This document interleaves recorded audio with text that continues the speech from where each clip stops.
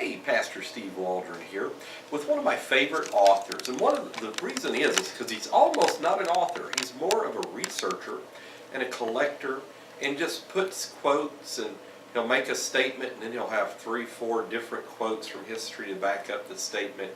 Now, I know that's not just a slam dunk, but I am very much into information and facts. You know, facts are stubborn things, as Vladimir Lenin said, author of Political Correctness. But anyhow, so the rise of the tyrant, the 6,000-year global quest for global power. And what it is humans constantly want to rule over other humans. It just seems like it's endemic in certain people's nature. And we know that above that is principalities, powers, rulers of darkness, spiritual wickedness in high places. And there's been many things about, like the 5,000-year leap is another very famous book about coming to the fact of self-government and how revelatory it was and how it's based on Scripture. So let's just take a quick look in this book. This is actually volume 2 of Change to Change, the 6,000-year quest for global power, the rise of the tyrant. I'll read you some of the table of contents. This was just came out May of 2016.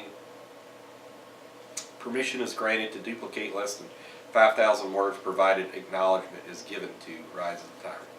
Okay, history is the memory of a nation.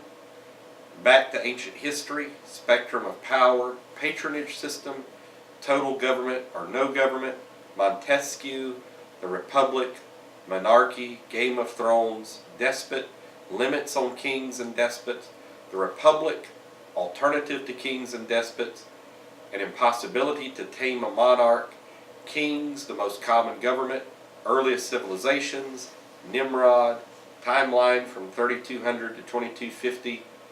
And I really appreciate how magisterial his view is. He goes into Chinese dynasties, and then timeline 2200 to 1279 BC, a divinely appointed king. The state is God. That's where we're getting to in the West. Unfortunately, Israel, First Nation, ruled without a king. Languages. Israel, the first nation, were all red. Israelite, educated and moral citizen. Israel, everyone equal. The 10 Commandments. Israel had no police force. Israel had no standing army. Israel had no prisons. Israel had bureaucracy-free welfare. Israel had no conquest beyond her borders. Israel had no government tracking. Israel, the people chose the leaders. And what do? You just drop the microphone. That's it. End of story. America was supposed to be kind of a new Israel in a certain sense. It's not British Israelism, but just a biblical form of government. But just fantastic. What can I say? Integral component, the God of the Bible. Lyman Beecher wrote in Republicanism of the Bible. Isn't that fantastic? General Omar Bradley stated in his address on Armistice Day, November 11, 1948, "We have grasped the mystery of the atom and rejected the Sermon on the Mount. The world has achieved brilliance without conscience. Ours is a world of nuclear giants and ethical infants." U.S. Supreme Court Justice James Wilson, who was appointed by George Washington, wrote, "The eminent distinction between right and wrong is revealed by our conscience, by our reason, and by the Holy Scriptures."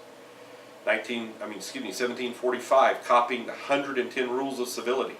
George Washington wrote, "Labor to keep alive in your breast that little spark of celestial fire called conscience, honesty, basis for commerce."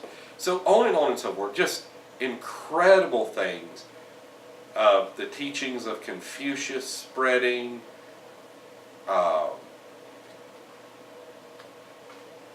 It's just great stuff. What am I reading here? Mao Zedong, Ho Chi Minh, oh, what evil, wicked people they were. Ben Carson, Gary Bauer. Plato warned that unrestrained liberty leads to licentiousness, unrestrained sexual depravity. So just the quotes, like if you're a teacher or preacher, the quotes alone are worth the price of this book. The overarching theme is if people would read this book, you would realize that you don't want communism, you don't want a dictatorship, you don't want tyranny, and that there has to be some moral basis for society to be orderly, for me to have my door open here, for this neighborhood, the kids can run free. There has to be some moral basis there. And of course, there's evil people, but when you've got mechanisms that are deliberately making and inflaming the evilness in the human heart and these type things, it makes for a corrupt society and will eventually lead to either anarchy, and more than likely anarchy will lead to tyranny and a dictatorship. So our republic is meant for the Christian people who believe in the gospel of Jesus Christ.